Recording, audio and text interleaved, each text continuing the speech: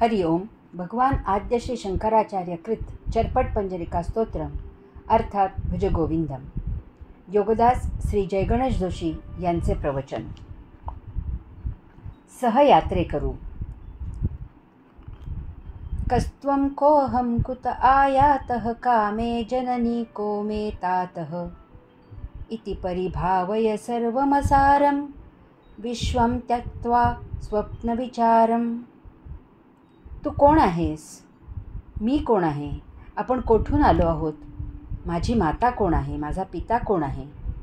या सर्वाचा नीट सांगोपांग विचार कर. विचार केला असता असे लक्षात येते की विश्व असार आहे, ते स्वप्नवत आहे. यास्तव त्याचा त्याग कर. या स्तोत्रामध्ये भगवान आद्य श्री शंकराचार्यांनी एकूणच सजीवाच्या आणि विशेष करून मानवी जीवनातील सर्व मूलभूत असे प्रश्न येथे उपस्थित केले आहेत. नुसतेच प्रश्न उपस्थित केले आहेत असे नाही, तर त्याचे उत्तरही दिले आहे. जास्त महत्त्वाचे असे की त्यावर मूलभूत असा उपायही त्यांनी सुचवला आहे. फक्त 2 ओळीच्या स्तोत्रात अशी किमया भगवान आद्य श्री शंकराचार्यच करू जाणे. तू कोण आहेस? मी कोण आहे? माणूस अनेक प्रकारे स्वतःची ओळख करून देतो. तो त्याचे नाव सांगतो की मी अमुक. आपणही समोरच्याचे नाव समजले की मान डोलावतो. तो जेव्हा पुन्हा कधी भेटतो तेव्हा त्याचे नावाने हाक मारत आपण त्याला ओळख दाखवतो.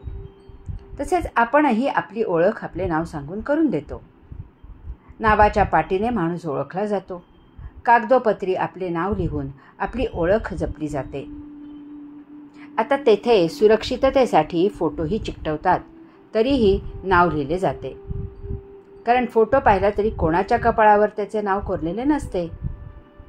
काहींना आपल्या घराण्याचा, पूर्वजांचा, जन्मगावाचा फार अभिमान असतो. तो व्यक्त करायला नाव वापरले जाते. तू मला काय समजलास? मी अफलातूनकर आहे. जास्त गमजा करशील तर अफलातूनकरांचा हिसका दाखवील. तसे केले नाही तर पुन्हा अफलातूनकर असे आडनाव लावणार नाही.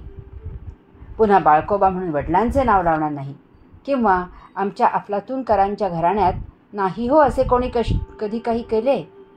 तुमच्या पुणेकरांच्या घराण्याची रीतच निराळी, आम्हाला नाही ती पटत. किंवा अहो तुम्ही कोणाशी बोलताय? तुम्ही बाळकोबा अफलातूनकरांशी बोलताय याचे भान ठेवा आणि जपून बोला. हां, आता तर प्रत्येक आडनावाची मंडळी एकत्र जमतात. तेथे रोजच्या जीवनापेक्षा निराळे काय करतात कोणाला ठावे. काही आडनावे अनेक जाती धर्मात सारखीच असतात. अशांचे या आडनावाच्या संमेलनात काय करतात? कारण एकदा मला जोशींच्या संमेलनाला आमंत्रण देण्यासाठी फोन आला आणि मी कागदोपत्री कोकणस्थ ब्राह्मण आहे हे असे लक्षात आल्यावर पुन्हा फोन करायची तसदी घेतली गेली नाही. ही आपली नामाभिमानाची ओळख अल्पावधीची असते. 3 पिढ्या झाल्या की नावे विसरली जातात. आपल्यापैकी कित्येक जण पणजोबांपलीकडे नावे सांगू शकणार नाहीत. बहुतेक जण स्वतःची ओळख घराण्याच्या लौकिकाने, राजकीय कर्तबगारीने, शैक्षणिक पदवीने, नोकरीतील हुद्द्याने, धंद्यातील व्यवसायाने, अंगी असलेल्या कलेने इत्यादी प्रकारे करून देतात. परंतु याचा काय उपयोग आहे? लहानपणापासून आजपर्यंत जितके लोक भेटले त्यातील किती लोकांची ओळख टिकून आहे याचा विचार करता असे लक्षात येईल की आत्ता या घडीला काही कारणाने जे जवळ आहेत फक्त त्यांचीच ओळख टिकून आहे.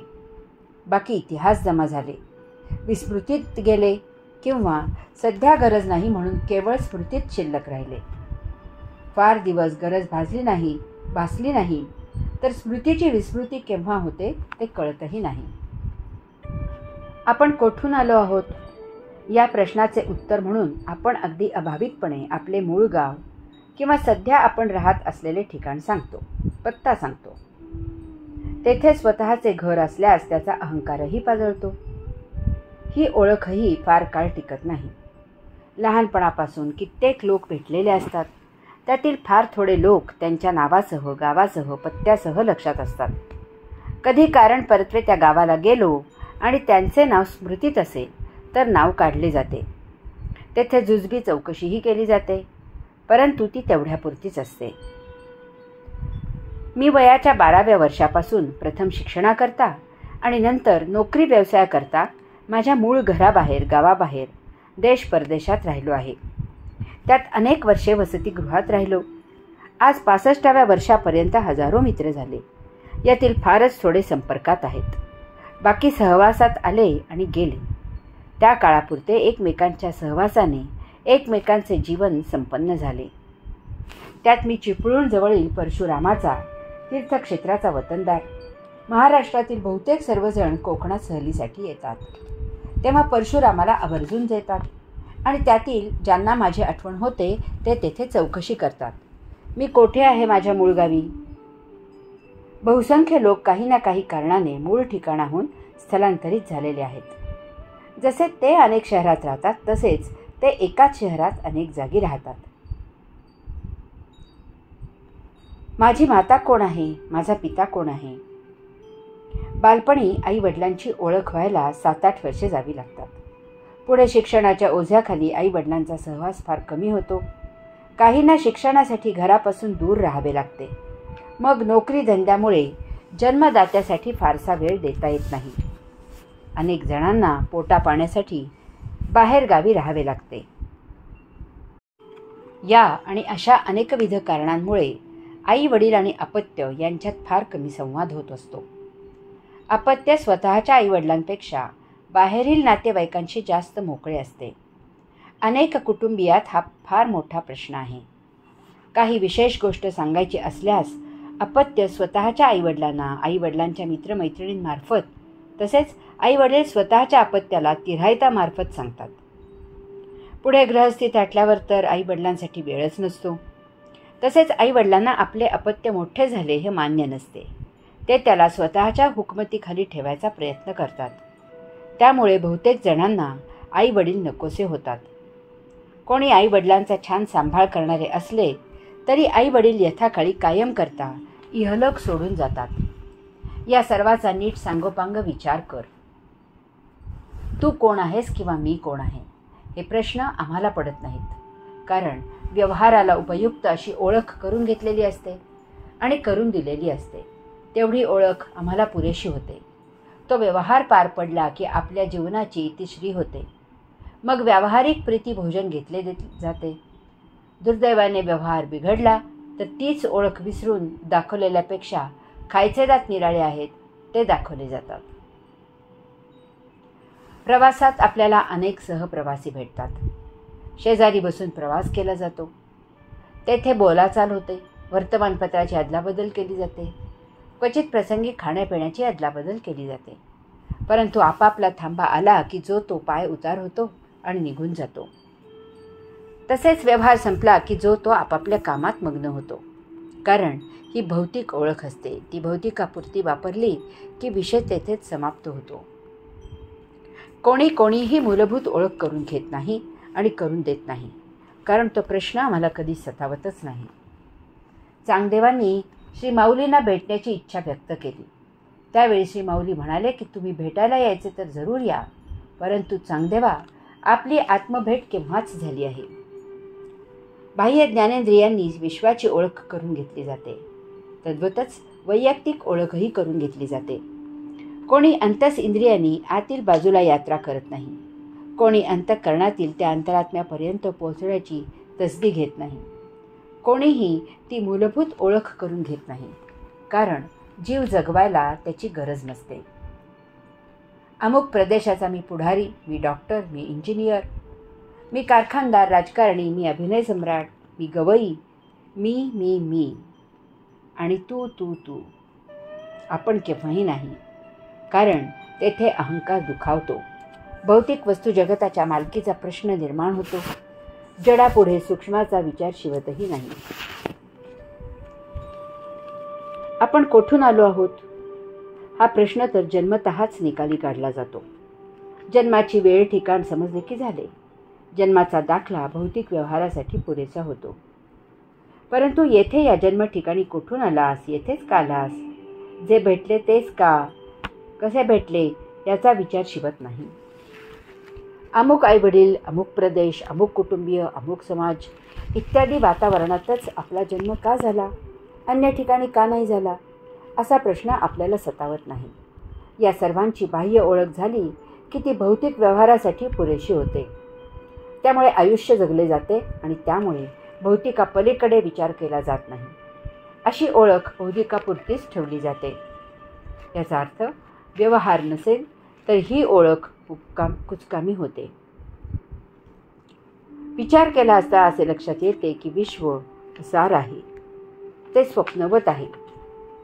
नियतीने ठरवल्याप्रमाणे आपला काही ठराविक काळ विशिष्ट कुटुंबियांशी, लोकांशी, प्रदेशाशी संबंध येतो. यामागे नियतीचे काही खास प्रयोजन आहे का, याचा शोध घेतल्यास आपल्याला आपल्या जीवनाचे प्रयोजन उमजते. आपला जन्म आपले पूर्वसंचित लक्षात घेऊन होतो. ते पूर्वसंचित पूर्णपणे याच जन्मी, याच देही संपुष्टात आणण्यासाठी आपल्याला नियती एका विशिष्ट कुटुंबात, एका विशिष्ट प्रदेशात, एका विशिष्ट समाजात जन्माला घालते. आपली जडणघडण त्याप्रमाणे केली जाते. त्याप्रमाणे योग्य असे आपले आईवडील नियतीकडून ठरवले जातात. जन्मापासून आपले जीवन त्याप्रमाणे व्यतीत होऊ लागते. नियतीच्या इच्छेने आपल्याला आपले संचित संपवण्याला पूरक असे लोक भेटतात. त्यासाठी आवश्यक त्या घटना घडतात. आपले संचित संपवण्याची यात्रा केंद्रस्थानी मुक्तीच्या दिशेने सुरू होते. परंतु आपली जसजशी बुद्धी विकसित होते, जसजसे तेथील वस्तुजगताचे आकर्षण वाटू लागते आणि दिवसेंदिवस ते वाढत जाते, तसतसे आपण नियतीच्या नियोजनापासून दूर दूर जाऊ लागतो आणि स्वतःच्या मर्जीने जीवन जगू लागतो. आपली केंद्रस्थानी पोहोचण्यासाठी सुरू झालेली मुक्तीची यात्रा थांबते आणि आपला प्रवास विश्वाच्या परिघावर सुरू होतो. आपले संचित संपुष्टात येण्याऐवजी या अशा नवीन उद्योगांमुळे त्यात भर होत जाते. यास्तव भगवान आद्य श्री शंकराचार्य सांगतात की या सर्वांचा नीट सांगोपांगा अभ्यास कर. जन्मोजन्मी आपले देह धारण केले जातात. ते जन्म घेतात आणि मृत होतात. आपण जसे असतो तसेच असतो. परंतु या देहाचे संचित भोग आपल्याला वेढून त्यांच्या उपभोगांची गळ घालत असतात. त्यांच्या संचिताची उपभोग घेऊन पूर्तता करावी लागते. तेव्हाच त्यामधून सुटका होते. याचे अनुमान असे आहे की आपला जन्मगाव, आपल्याला लाभत असलेली मातापिता, आपल्याला मिळत असलेले कुटुंबीय, आपला संबंध येत असलेला समाज ही आपले संचित संपवण्यासाठी नियतीकडून आपल्याला उपलब्ध करून दिलेली त्या त्या जन्मापुरती सोय असते. त्यांच्या सहवासात, त्यांच्या सहकार्याने आपले संचित उपभोगून संपते. तसेच त्या सर्वांचे संचित संपवण्यासाठी त्यांना आपली मदत होत असते. एकाच वेळी प्रत्येकजण स्वतःसाठी उपभोक्ता आणि इतरांसाठी उपभोग्य असतो. ज्यावेळी एखाद्याचे संचित आपल्यामुळे उपभोगून संपते आणि त्याचे संचित आपल्यामुळे उपभोगून संपते, त्यावेळी नियतीकडून आपली ताटातूट होते. हे वेळीच ओळखून झाल्या सहवासाचा आनंद घेत पुढील यात्रा करणे हेच प्रत्येकाला इष्ट असते. परंतु अशा वेळी अट्टहासाने, मोहाने जर आपण एकमेकांजवळ राहिलो तर त्यामधून भोग निर्माण होतात. कोणीही कोणाचा कायम करता सोबती नसतो. जो तो आपापला सोबती असतो. विश्वयात्रा करताना तात्पुरत्या काळापुरते एकमेकांना भेटलेले आपण सहप्रवासी असतो. रक्ताचे, घरचे, दारचे, आप्त, इष्ट, सखे, तिराईत, गाववाले इत्यादी सर्व काही अल्प काळाकरता असते. आपापला थांबा आला की जो तो पायउतार होणारच हे गृहीत धरायचे असते. यात माया, ममता, मोह ठेवायचा नाही. कारण हा संघ या जन्मापुरताच मर्यादित असतो. पुनर्जन्मात पूर्वस्मृती नसते. फार फार क्वचित गतजन्माची स्मृती होते. परंतु त्याला सद्यजन्मी साथ मिळत नाही. पुनर्जन्मात नवीन सहकारी असतात. कारण त्यावेळच्या संचिताची तशी मागणी असते. माणसेच भेटतात असे नाही, तर प्राणीही याच संचिताच्या प्रभावाने पाळले जातात. यास्तव त्याचा त्याग कर. स्तोत्राच्या शेवटी भगवान आद्य श्री शंकराचार्य फार मोलाचा उपदेश करत आहेत. ते सांगतात की हे सर्व लक्षात घेऊन या सर्वांचा त्याग कर. त्यातच मानवाचे हित आहे.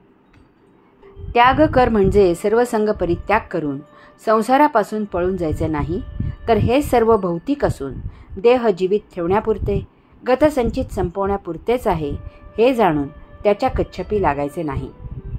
जराही कसलीही हाव करायची नाही, कोठेही मायेने गुंतून जायचे नाही. हाच त्याग आहे. त्याग करून वैराग्य धारण करून उपभोगायचे आहे. कोणीही कुणाचा नाही हे उमजून एकमेकास सहाय्य करून एकमेकांचे जीवन सुफलाम करायचे आहे. तसेच कोणीही कोणाचा गुलाम नाही आणि कोणीही कोणाचा मालकही नाही. सर्वजण एकमेकांचे सहकारी आहेत. सर्वजण समसमान आहेत.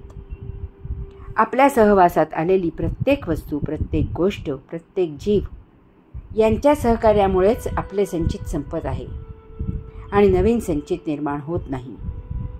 आपली मुक्तीची यात्रा सुरू होते. नियती जे जेवढे देईल त्यात मोठ्या समाधानाने जगावे. त्यातच आनंद आहे, मुक्ती आहे, कैवल्य आहे. ओम तत्सत त्वम असि.